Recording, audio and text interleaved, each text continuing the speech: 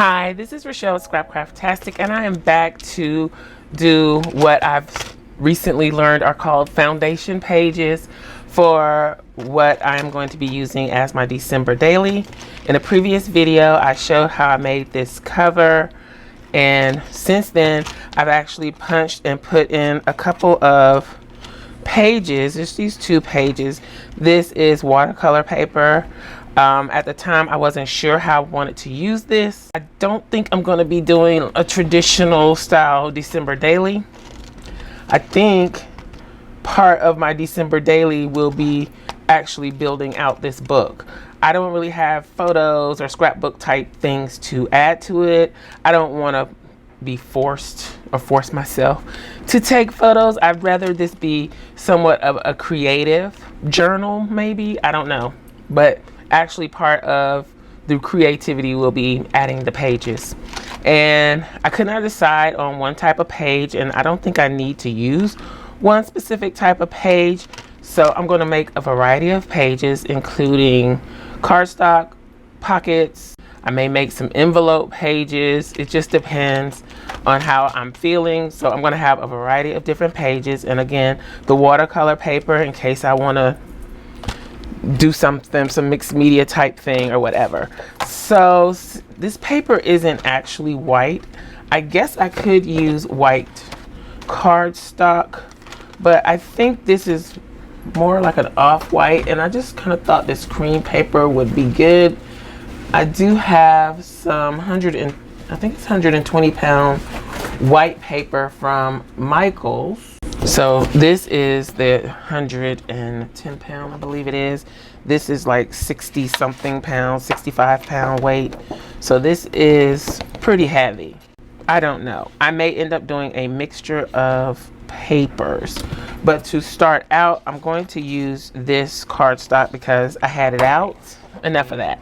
Okay, so I'm going to get my paper trimmer out, and my first page that I'm going to make is going to be a pocket page. Now our pages are 5x7. That was another reason why I went ahead and put the watercolor paper in, just to see how it would fit, and it fits great. So I'm going to go with that. And this is the pocket page. I'm going to make the pocket page and the insert, or what is it, photo mat that goes in it. I wouldn't be using it as a photo mat. I would probably decorate it or use it for journaling, but in the craft world, that's what it's called. Okay, so I'm going to trim this paper down to 10 by 8. Okay, and I'm going to show you why. So 10 is because we need it to fold over, so we need 5 on each side because we have a 5x7. So 5 and 5 is 10. Then the 8 is our paper needs to be at least 7 inches in height, but we also need some tabs to glue the 2 sides together. So I add a 1/2 inch to each side, which totals 1 inch, which gives us 8 inches. I hope that is not confusing, but I think it'll come out when you see how I put this together. So I'm going to trim off and make this 8 inches in height and then 10 inches in width.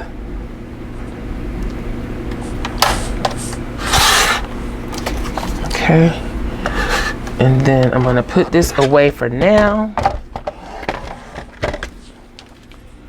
And I don't think I mentioned this, we kind of need, if you're doing December daily, you need at least 15 pages so that you can do front and back. If you're doing front and back, if you're just doing single pages, then of course you need 31 pages if you're doing the whole month.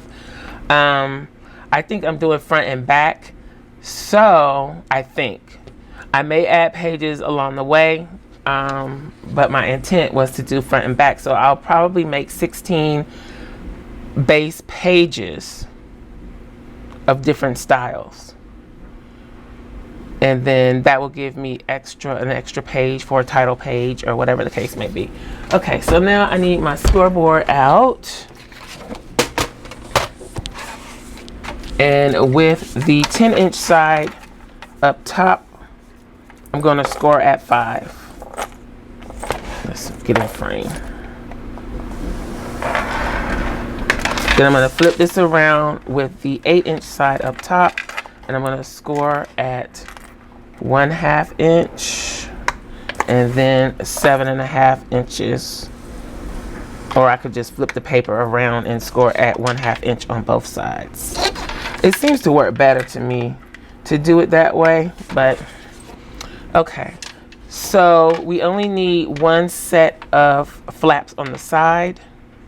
So you just need to decide which set you want to keep. Let's move this out of the way. So I'm going to just trim off one because both sides are the same, but I'm also going to miter it. So you see how I cut that at an angle? And then when I cut this, I'm going to cut on the left side of the score line and take that out. I'm going to do the same thing over here. Miter up to where the scores meet. Then I'm going to cut. I need to turn it over because I just do. And I'm going to cut all the way up on the inside of the score, or on to the left side of the score. I keep saying inside, but it's actually to the left. Okay, so this is the shape that you should have. This is a basic pocket. This, you can make this any size you want, for any planner that you want, for any, I don't know, for any journal that you want, anything like that. So just gonna line this up.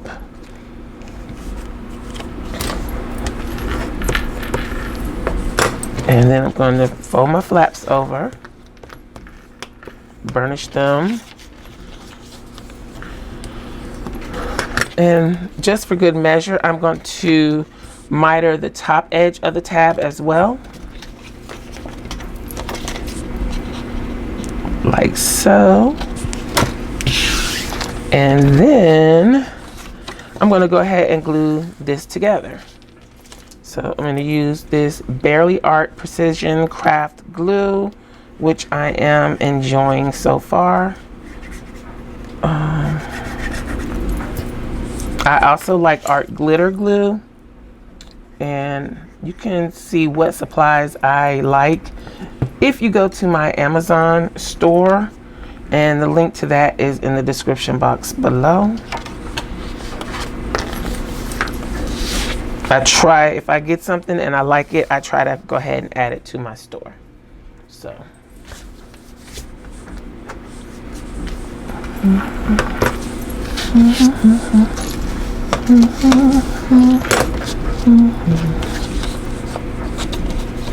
Okay, so that's a basic pocket. See? And this on this side is the side that we would put our punches in. And what I am also going to do is make myself a punch template with some chipboard. So this piece is a little beat up. I'll use that in a moment. But before I do that, I'm going to go ahead and give myself a pull right here. So I'm going to find the center. And once I do this, on this one, I'm going to find the center, and then I'm going to use this one as a template for all the others so that I don't have to continue to find the center. So 3.5 and 3.5 on each side. Then where the 0 is the center. So then I have my 1.5 inch circle punch, and I have gone in with a Sharpie and marked the lines on here so that I can easily punch or line it up to punch, so I don't have to keep adjusting. So I've lined the edge of my paper up to those lines that I created, and I'm lining the center up where this arrow is here on the plastic piece with the little tick mark that I made on the paper. Now this isn't going to be perfect every time, but it flew at me.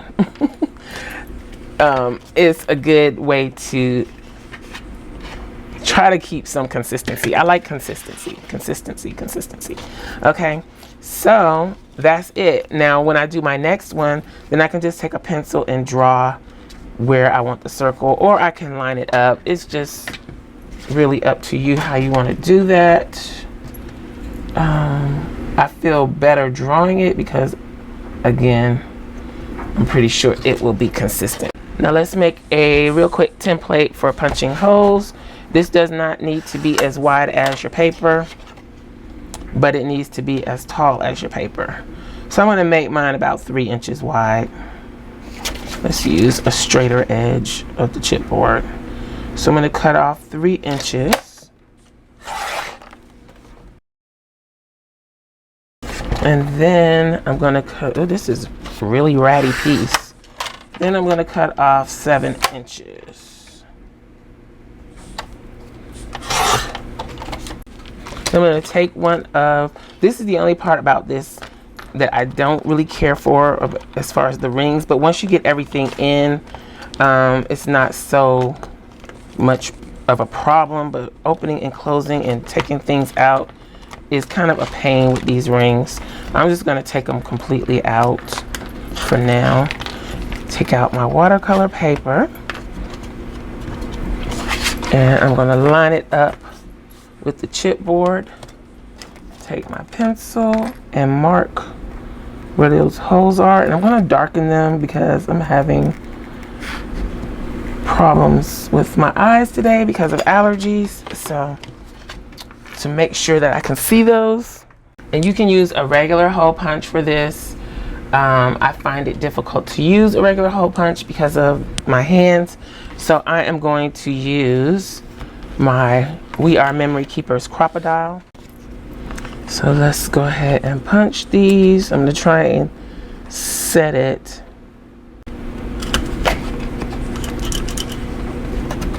So I'm just going to punch these out.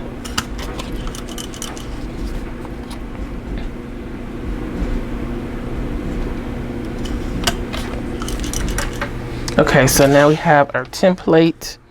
So I can just line this up here.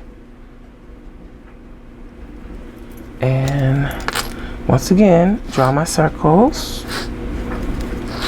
And I could continue to use one of these as a template. I just don't want to wear it out. The little holes are a little bit different from using the template for this. And I could actually use this chipboard. And let's do that. I'm going to see if I can use this chipboard to make a template for that part as well. So let's just draw this on here real quick and see what happens. I don't know if this can cut through the chipboard or not. I think it can. This is not that thick of a chipboard.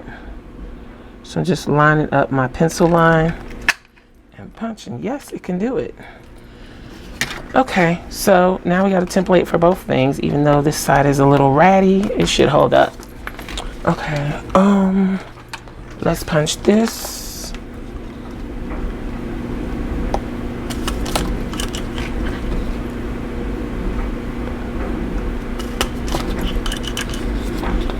And here. Now we can also add hole reinforcements, and I will be showing how I do that. But I think I want to wait until I decide how I'm going to cover these pages. And I may need to make myself a template for that as well. I could have done all of this on the Cricut or Silhouette, but I kind of want to do it by hand so that you can see how you can do it. If you don't have one of those machines to work with, you can still do this fairly simply. I mean, it takes time to make the base pages, but once you do that, it goes pretty quick. So we will worry about matting later. I'm going to go ahead now. I wonder if I should use the white for that because it's a little sturdier. Let's see how that's going to look. So if I use the white for the inside, is that going to be weird? Maybe. So, and it might be too heavy by the time I put scrapbook paper on the front and the back, so I wouldn't do that. Okay, so now I need to determine what size I want my mats to be. Of course, it cannot be the full 5 inches because the holes are going to take up some of that space, and we don't want it to be too tight. So let's see. I could just do this, do a little tick mark. I want it to go all the way to the edge. Yeah, I want it to go all the way to the edge. So let's butt it up against the holes. like that. And then, let's see, erase again. I'm gonna put my, well, it can sit down in there a little bit. Let's let it sit down in there a little bit. And then here, I'm just gonna mark, we don't want it to be too tight. So I'm just gonna go a little bit from the edge. And if you need to know measurements, that is going to be 4.5 by 6 3/4. So 4.5 by 6 3/4 will be our mats or tab pull out. Let's see, what's the best way to cut this? I probably should have marked that a different way so that we don't waste paper, but I'll do it next time. Okay, so let's see.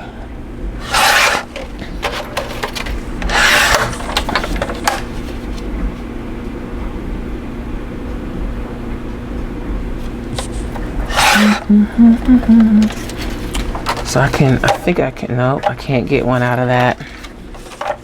Nope. So lesson learned. I have to cut it the other way so that I don't waste paper. But this will be my base template. It feels kind of flimsy, but again, if I mat this, then it will be better. I'm gonna go ahead and round the corners. So let's see. I'm gonna go with 1/4 inch and see what happens. This needs to be emptied. So to empty it, you open it up. And I usually do that to kind of help coach the stuff out. So all cleaned up. Now let's use the 1/4 inch rounder. And I'm also gonna put tabs on this. I could just use my punch for tabs, or I could use my We Are Memory Keepers punch to make tabs. Okay, so I'm gonna go ahead and put this one on, put it back together so that you can see what it looks like. Again, I'm gonna keep my watercolor paper in the front and back for now.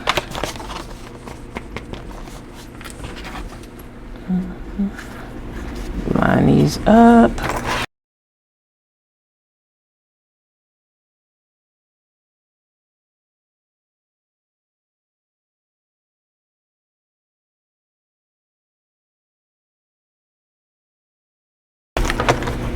So there we go.